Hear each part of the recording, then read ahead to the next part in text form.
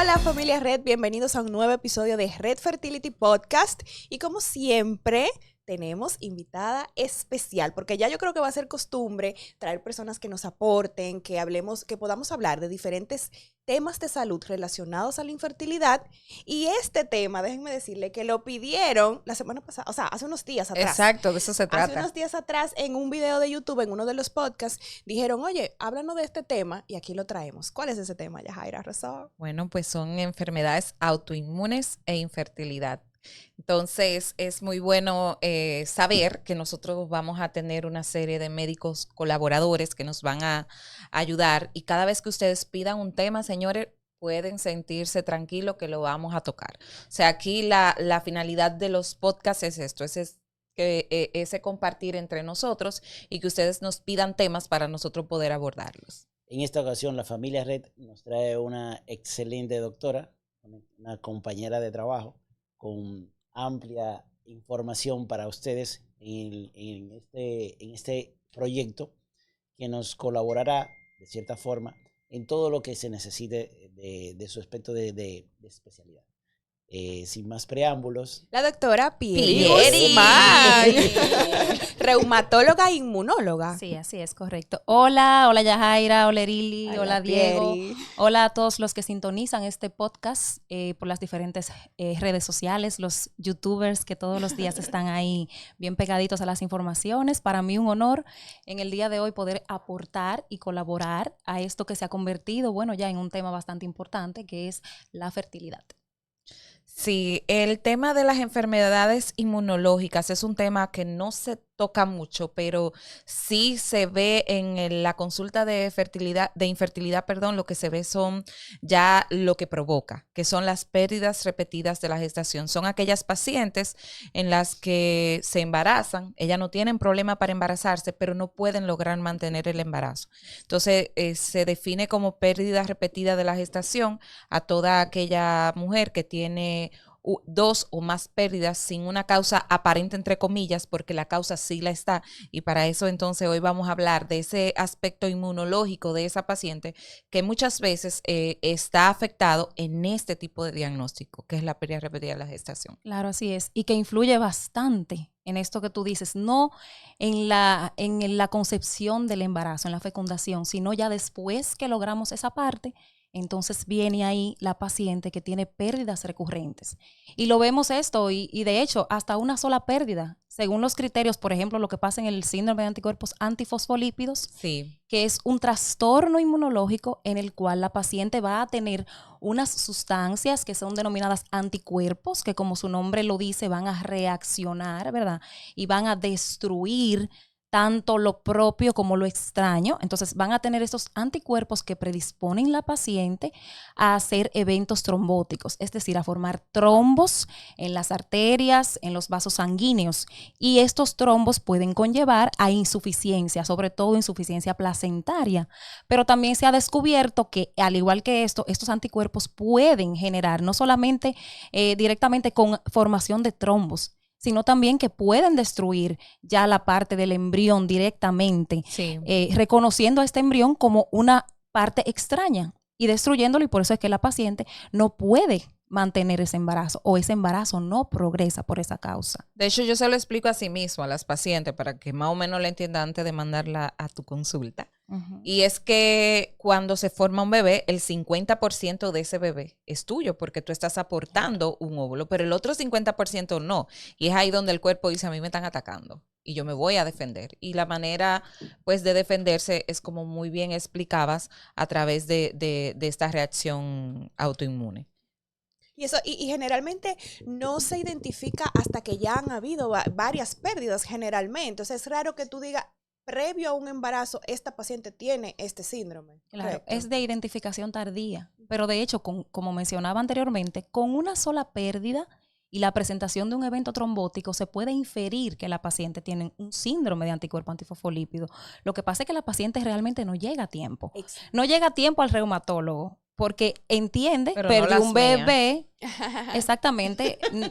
Lo digo por el hecho de que la paciente entiende, bueno, perdí un bebé, si el médico que la atendió en ese momento quizás solamente ve un solo aborto, quizás se entienda, porque muchas veces ha pasado, un aborto por una causa que no es una enfermedad autoinmune. Sí, porque lo que pasa es que dentro de las descripciones, el 80% de las mujeres en algún momento de su vida puede presentar una pérdida, un aborto, y ser de causa cromosómica por alguna Exacto. malformación del óvulo o alguna malformación del espermatozoide que cuando se unieron pues formaron un embrión incompatible con la vida y pues lastimosamente se pierde. Entonces es ahí donde nosotros Entra le el damos el papel. chance de que obtenga otro embarazo. Entonces, en ese proceso sí se pierde Sí, realmente claro, y de tiempo. hecho te lo especifica, que no sea por causa cromosómica, por causa traumática, que sea propia de la madre en ese momento, entonces sí, es como tú dices, se espera que la paciente vuelva a embarazarse y que ese embarazo progresa. Si no progresa, entonces ya ahí se comienza a buscar cuál es la causa que desencadenó la pérdida.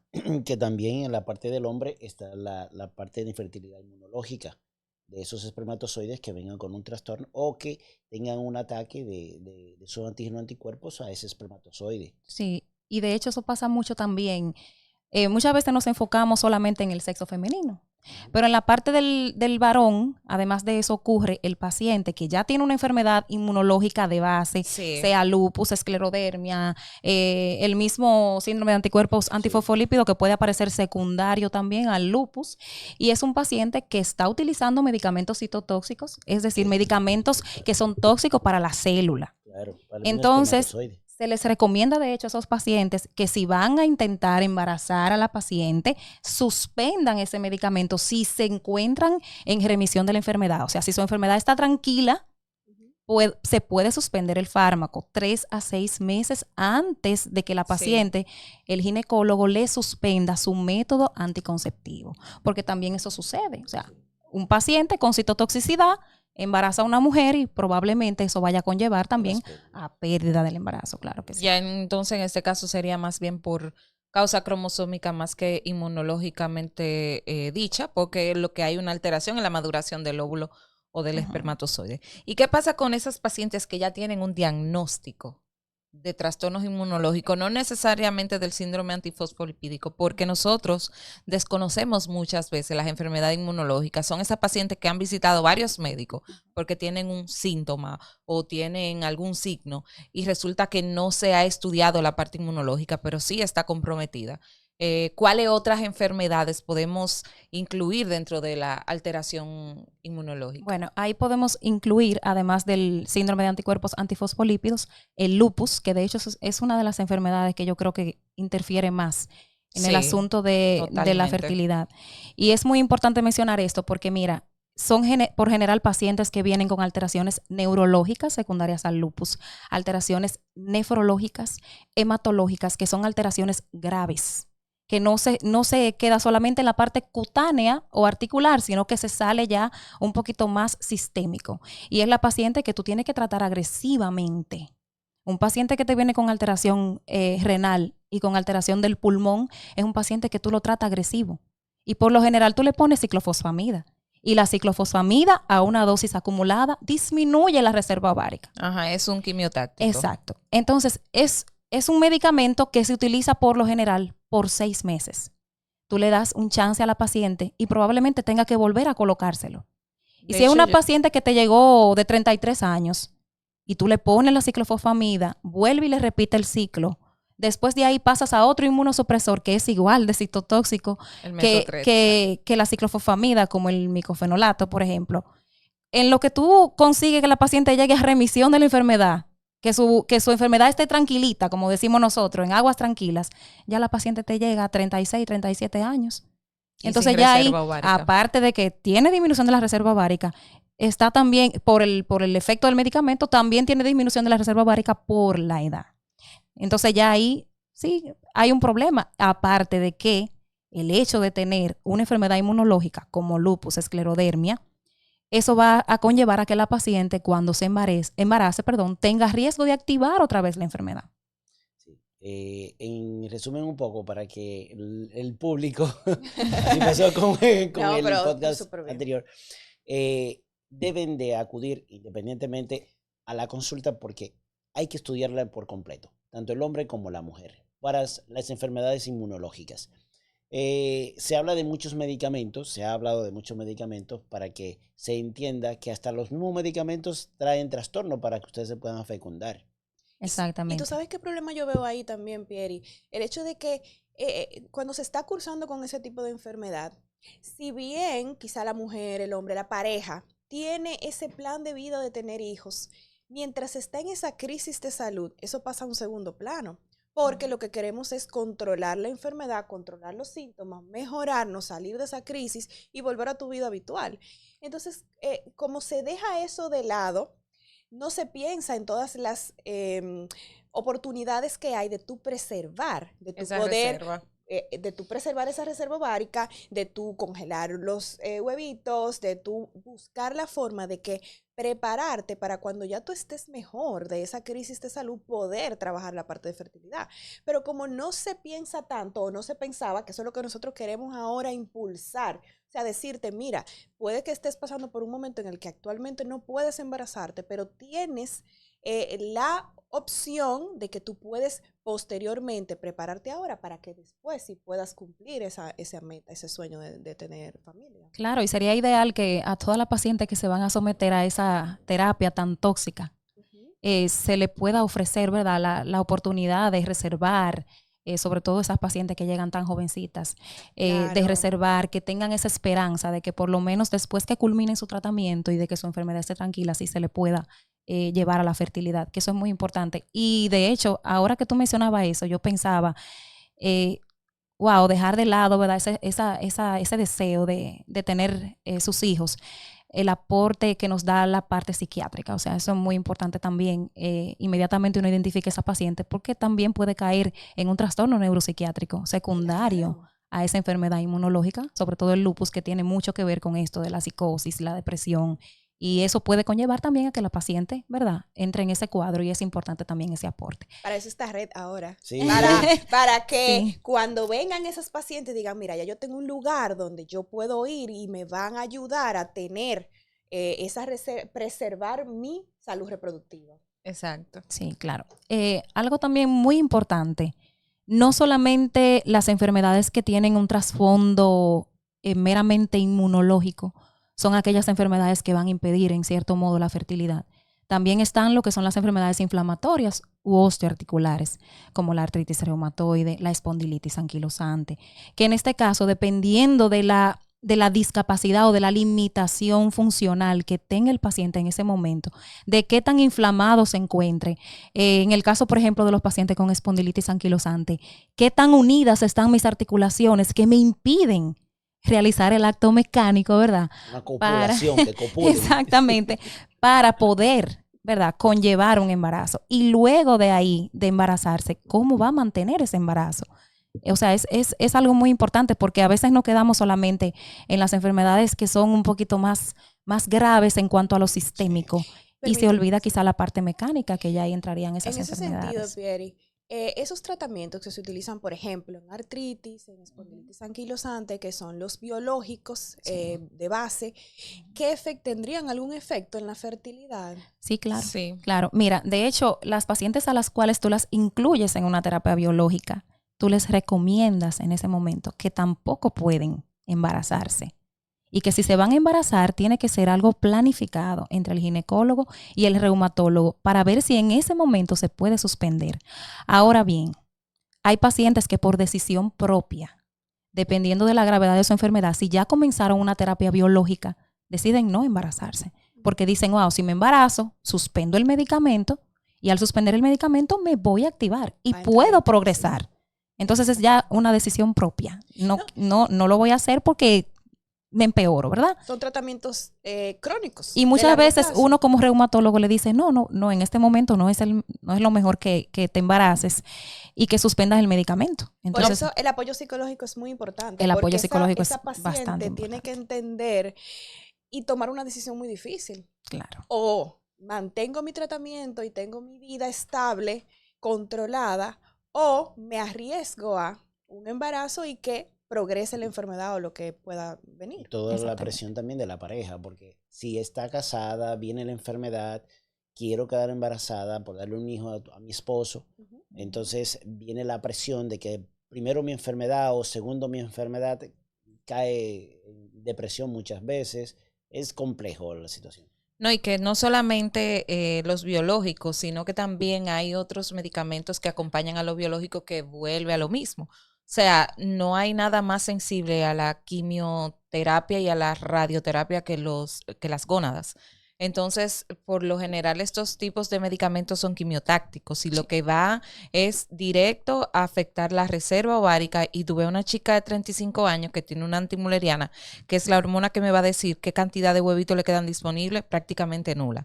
Entonces, ahí también entra la parte psicológica, porque me tocó un caso muy de cerca, en donde tiene que decidir bueno, si sigo mejorando mi cuadro o si finalmente tengo que tomar la decisión de salir embarazada y eso. Y que quizás también son pacientes que van a llegar a técnicas más complejas una vez decidan, porque, por ejemplo, mira, estoy muy mejor, entré en remisión, incluso las más afortunadas y los más afortunados, pues quizás ya esa reserva ovárica no le permita tener un embarazo con sus huevos propios. Entonces, exacto, entonces le toca técnicas un poquito más complejas, como es la donación de ovocitos y pues el esperma de la pareja. Entonces también ahí entra la otra parte de si esa paciente puede llevar ese embarazo. importante. Sí, así es.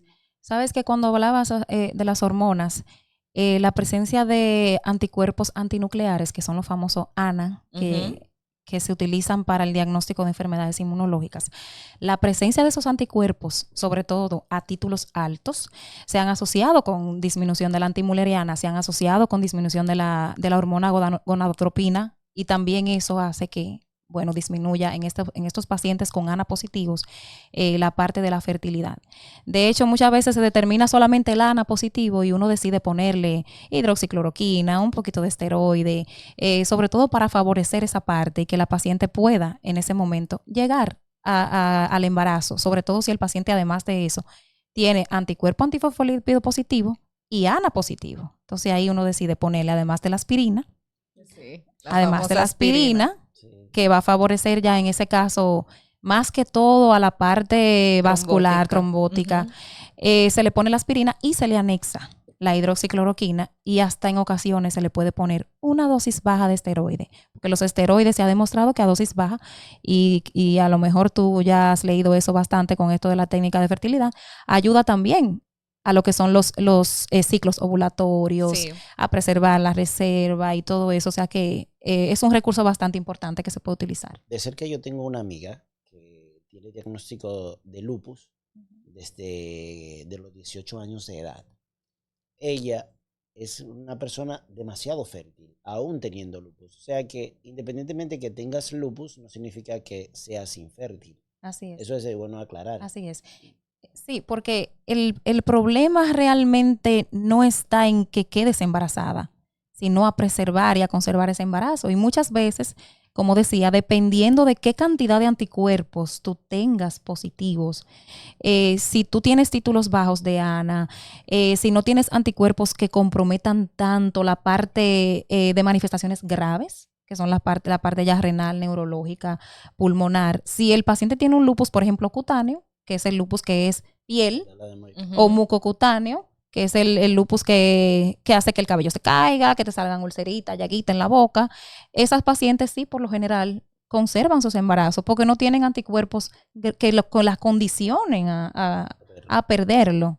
Y esas son las pacientes que le van mejor. A menos que la enfermedad se active durante el embarazo. Exacto. Y hay pacientes que sí, como dice el doctor, que tienen enfermedades graves, se embarazan y, bueno, Dios obrando, y es la paciente que tú dices se embarazó con micofenolato. Yo recuerdo se embarazó con micofenolato y rituximab, y el bebé es un bebé hermoso, bellísimo, y creo que, ¿cómo que ustedes le dicen? Que se embarazó en el puerperio. En el riesgo. En el riesgo, ¿verdad? La paciente otra vez embarazada. Oh, surprise. Y es una paciente con problemas renales, o sea, sí, la individualizada es ella. Sí, realmente, sí, Dios la protege, pero sí pasa. Sí y pasa. Otras condiciones, Pieri, como por ejemplo Sjögren, ¿hay algún riesgo también en esas pacientes para el tema de embarazos? Mira lo que pasa con el Sjögren. El Sjögren positiviza 2 anticuerpos. No sé si la gente recuerda que le dije anticuerpos que van a atacar, ¿verdad? Tanto lo propio como lo extraño. El Sjögren positiviza 2 anticuerpos que se asocian mucho más que con el asunto de la fertilidad y la concepción y la fecundación. Se asocian más con la presentación de manifestaciones graves en el producto. Exacto. Pueden conllevar a un bloqueo auriculoventricular intraútero. El paciente puede, de hecho, el bebecito puede conllevar a que presente lupus neonatal por la positividad de esos anticuerpos. Y eso pasa también en la paciente con lupus que tiene estos 2 anticuerpos positivos también, además de los anticuerpos de lupus, puede conllevar a que el feto tenga problemas, sobre todo intraútero. Y es que muchas veces el diagnóstico de pérdida repetida de la gestación se cree que solamente son abortos, pero ya también embarazos avanzados se pueden perder o pueden tener alteraciones graves y ser producto de una activación de alguna enfermedad autoinmune que tenga la paciente en ese momento y producto del embarazo se le activó. Sí, sobre todo se describen por encima de 32, 34 semanas y pacientes que comienzan a presentar datos de insuficiencia placentaria y todo lo demás. Exacto. Me surge otra pregunta y es respecto a los tratamientos. En este tipo de condiciones, especialmente inflamatorias, se dan generalmente cuando hay crisis, altas cargas de esteroides. ¿Tiene también ese efecto a nivel de la fertilidad o del embarazo o del producto cuando esas pacientes se manejan con esteroides por largo tiempo o con altas cargas? Sí, claro, sí. De hecho, lo que se ha asociado con buen pronóstico son las dosis bajas, porque los esteroides a dosis altas también van a conllevar a resistencia a la insulina, y aumento alteración del ciclo menstrual. Alteran el ciclo menstrual, las pacientes comienzan a ganar también grasa y eso también va a influir muchísimo en que la paciente no se embarazan prácticamente. Sí. Y muchas veces se embarazan y los fetos tienen retraso, el crecimiento uterino.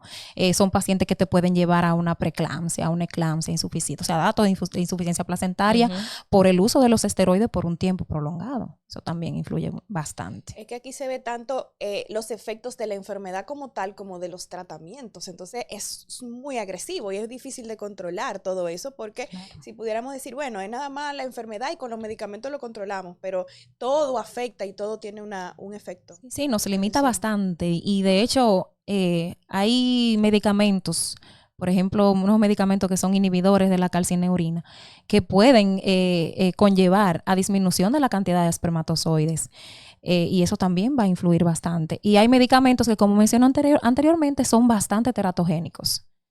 Teratogénicos es que le que afectan mucho al producto, al feto, al bebé. Nuestro traductor oficial. Sí, ayudando un poquito ahí. Amortiguar a la gente. Los términos. Lo que pasa es que uno se emociona y como estamos en confianza nosotros 4 aquí, como que estamos hablando entre nosotros de ese tema. Pero Y asimismo hay medicamentos que son favorables, como la hidroxicloroquina, que la mencionaba anteriormente.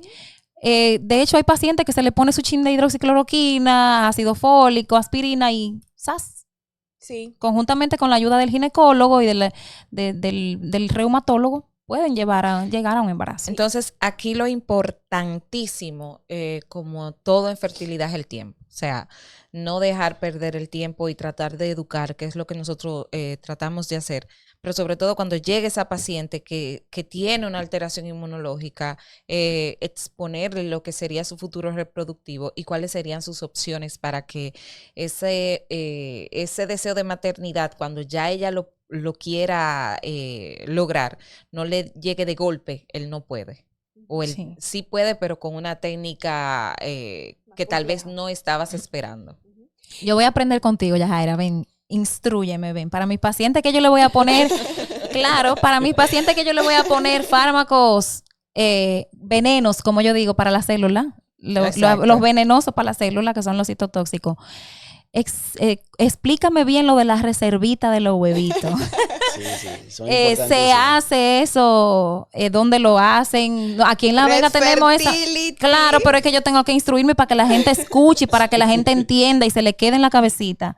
Mira, lo tenemos eso a la mano. Sí, ante cualquier enfermedad que amerite fármacos que vayan a atacar directamente lo que son los ovarios o lo que son los testículos, que es donde se están las células germinales y de donde se va a formar el bebé, lo correcto es una orientación desde el punto de vista de fertilidad, mandar al paciente a un médico de fertilidad donde se le va a exponer cuáles son las conductas a tomar. Por ejemplo, si es una chica que está entre 20 y 30 y que sí podemos hacerlo, podemos congelar sus huevos y así una vez haya remitido, es igual como con las enfermedades oncológicas, o sea, una vez haya remitido ya el cuadro, entonces en ese caso ella ya tiene unos huevos de buena calidad, porque no es lo mismo yo tener huevo de 20 a 30 a tener los huevos de 35 a 40. Entonces, es eso, es tratar de darle a esa paciente la información de que sí puede guardar sus huevitos, porque lamentablemente los medicamentos van a acabar con su reserva.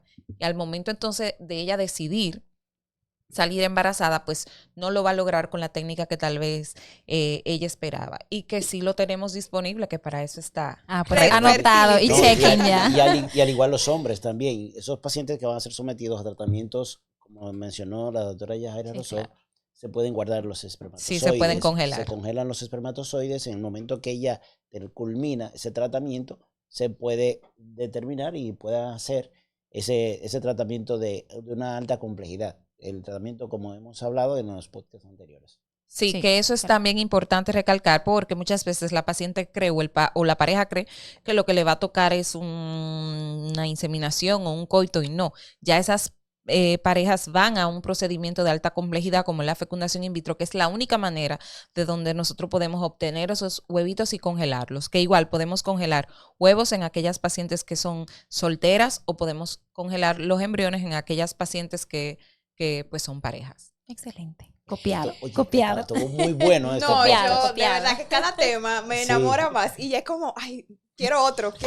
podcast Pidan con más por temas. la boca. Entonces, ya Por las ustedes redes, ven. por las redes, Las redes. pídanle. Sí, ustedes ven que si nos piden un tema, vamos a buscar el especialista de ese tema y vamos a complacerlos, porque nuestro objetivo es educarlos, es llevarle esa información que ustedes nos dicen que necesitan. Para eso está Red Fertility Podcast Y sus médicos colaboradores. y Sí, sus colaboradores. y desinteresadamente que ellos recurren a nosotros voluntariamente. No, Sin dile cómo tú amenaza. llamaste Sí, a Pieri. sí. ¿Cómo? Yo la llamé como siempre. Pues Sí. señor Pieri me ayudaba con Chico, por favor. Señores, hace como 4 horas que me llamó para el podcast. Eso hizo ella. Así, para que ustedes vean qué tan colaboradores son todos los que nos rodean y qué tan comprometidos están igual que nosotros con este tema de educar a nuestra familia Red. Así que le damos la gracia a Pieri Guzmán, Pieri, nuestra reumatóloga de cabecera. Sí. Para mí un placer. Y sobre todo para que los que están en audiencia sepan que el tener una enfermedad autoinmune, una enfermedad musculoesquelética, no es una barrera. Lo que hay que buscar es el momento oportuno. Y obviamente de la mano de los expertos, ¿verdad? Exacto. Más te vale, más te Síganos vale. en nuestras redes sociales. Yo soy Doc Marmolejos en todas las redes. Yajaira Rosó. Diego Jiménez. @reumatóloga Guzmán. Y también en nuestras redes de Red Fertility RD. En YouTube, en Instagram, en Facebook, en todos lados. Y recuerden escucharnos también en nuestras plataformas de audio. Nada, vámonos ya. Buenazo el tema de hoy. Vámonos, sí. pero pronto regresamos con un nuevo episodio, con un nuevo tema y con nuevos invitados. Aquí los esperamos. Nos vemos. Bye.